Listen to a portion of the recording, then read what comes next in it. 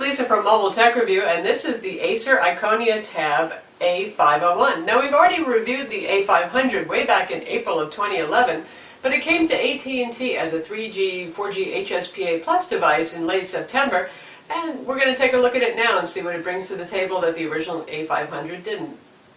So this is the AT&T variation on the Acer Iconia Tab A500 Android Honeycomb tablet.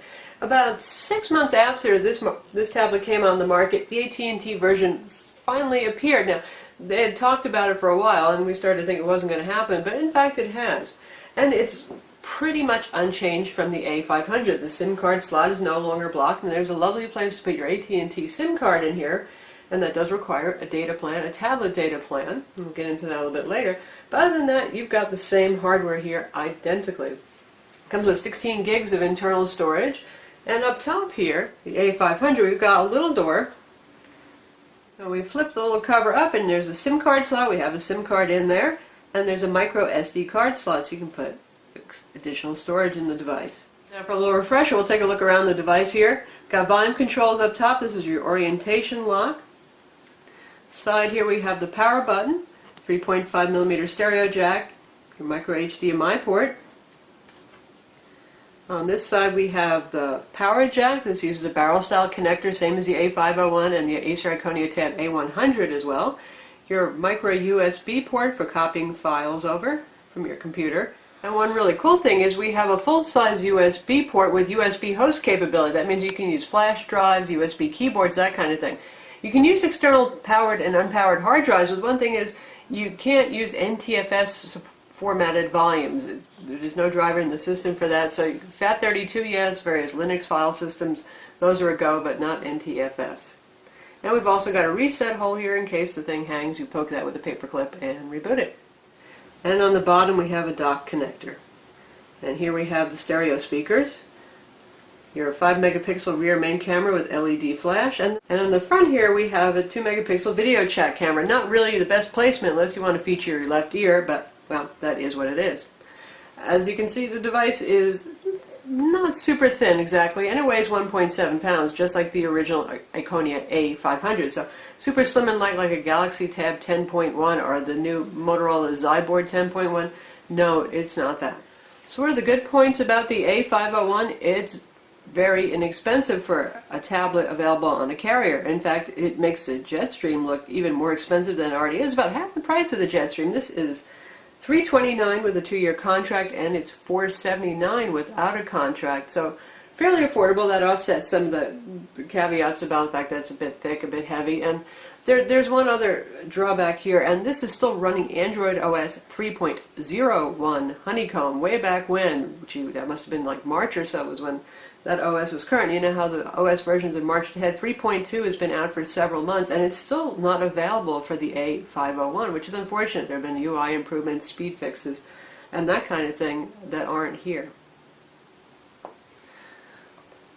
This does have AT&T HSPA Plus 4G, and you can see, we'll do a speed test right now. Speeds have been quite good.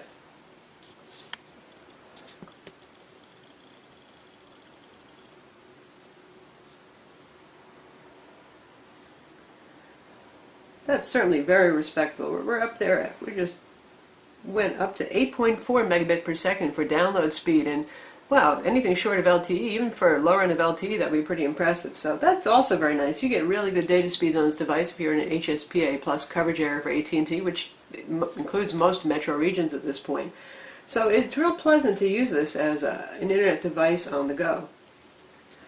We'll load up the Yahoo homepage, and you can see how quickly that loads.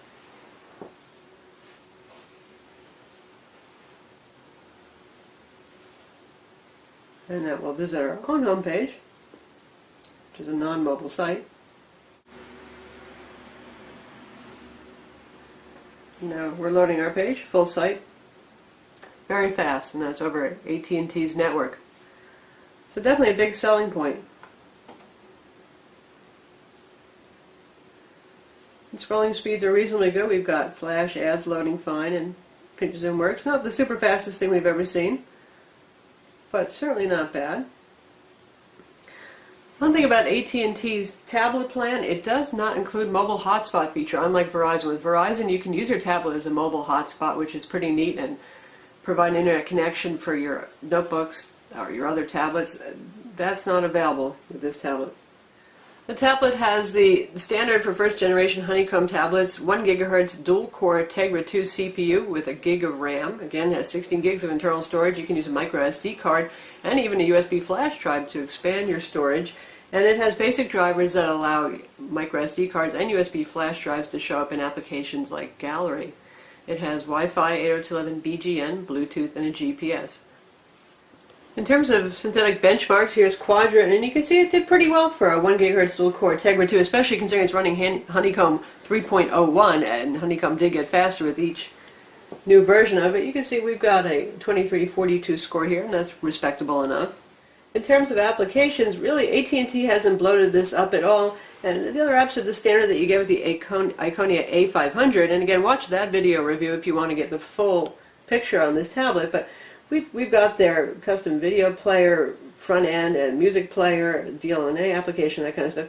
And for AT&T, we get AT&T Navigator, their hotspot finder for if you're out at Starbucks, that kind of thing, and that's pretty much it. And there's a data counter widget for the home screen, which is always nice to have. There's some demo games on here, and we've got Hero of Sparta loaded, Let's Golf 2, and Need for Speed Shift, all of which play reasonably smoothly on the device. No problem there. In fact, we'll take a look at Need for Speed Shift real quick to see how that does.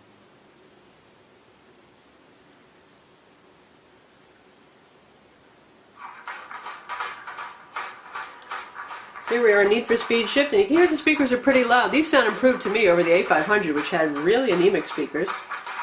We'll just do a quick race.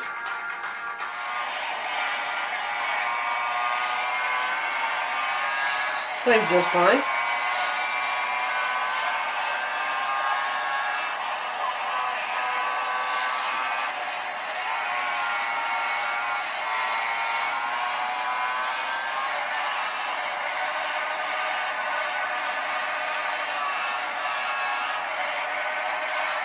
And here's some more not so good news. Just like with the Acer Iconia A500, only probably a little bit worse because this hasn't even gotten a 3.2 Honeycomb update, it is not as good at playing video as other 10-inch Honeycomb tablets, which is probably one of the big things you'd like to do with a big tablet, is watch some video, right? Streaming video is okay because those are typically not super high bitrate, high resolution files. So YouTube works, including the built-in YouTube player, Netflix, yeah, that works. But if you're copying over videos that you ripped yourself that you have at 1080p, that's a no-go. We'll show you. It's like a slideshow. Not that 1080p makes much sense outputting to a lower resolution display like this, but it does have that HDMI port, so you might want to watch 1080p on your HD TV or an HD monitor, and this can't handle it. It can handle 720p standard profile, but not high-profile video. And we have an MPEG-4 format with mono AAC sound here that we've ripped to standard profile, and that plays fine. 720p is a good resolution for this built-in display. So that's pretty much as high as you can go.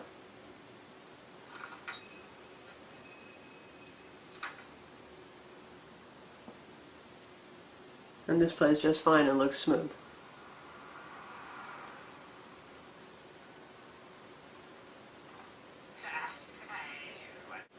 Now we've got a 1080p movie trailer MPEG-4 format, AAC stereo, and this is just standard profile. This is not high profile, so it's not super high bitrate.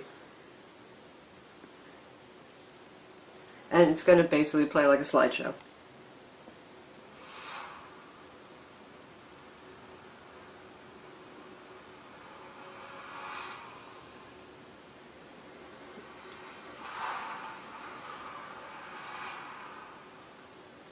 So we're going at maybe 2 frames a second. So that's not so good. How about if we try a third-party video player? We've got MX Video Player here, which does use hardware decoding, and see if that helps a little bit. You can see there's a little HW there because it's using hardware right now decoding. And we got a couple more frames per second, but this is still not playing well. So 720p standard profile is pretty much where you're going to be limited to with this tablet. So that's the Acer Iconia Tab A501, available from AT&T with HSPA Plus 4G. It's available for $479 without contract and $329 with contract, which, that's a pretty good deal.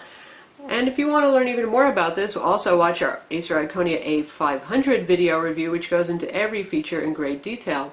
I'm Lisa from Mobile Tech Review. Visit our website to read the full review of the Acer Iconia A500, A501, and don't forget to subscribe to our YouTube channel.